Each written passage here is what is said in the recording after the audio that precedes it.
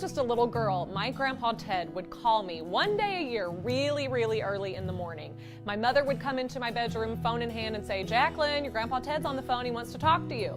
And I would roll over and rub my eyes and say, hello. And on the other end of that phone line, I would hear my grandpa Ted shout, wake up, wake up. And I would say, wake up, why? And he would say, have you looked outside today? It's snowing. Well, for any child, you say the words, it's snowing, and they are up out of bed. And I would run over to my window and throw back those curtains and look out over the fields of our farm.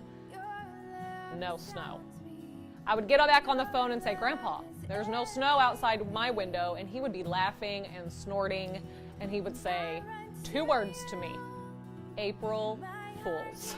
It took me forever to figure out that there was never going to be snow in Potosi, Missouri on April 1st, ever. But what's so interesting about that is I just fell for it, hook, line, and sinker. And I have to tell you, as I look around the world that I live in my own community, in the schools my children attend, in the grocery store, even in my own church, I am convinced that there are so many of us who are falling for things that simply are not true. We have a real lack of understanding for the truth. And I just believe that the Bible is the key for us to know truth. And when we know that truth, it will set us free. That's why I'm so excited to introduce to you a Bible study that I've just written. It's just been published, called King Hezekiah, Examining a Life of Bold Faith. I have been in church my entire life, and I was so familiar with the story of King David, a man after God's own heart, King Solomon, the wisest and wealthiest man who ever lived, Queen Esther, who was born for such a time as this. But I was strangely unfamiliar with the name King Hezekiah when I first came across it in Isaiah chapter 36. God stopped me in my tracks in those pages, and I began writing in the margins of my Bible, the Bible study that I'm now able to hold in my hands. It's written over a period of 5 weeks for you to study, 5 days each week.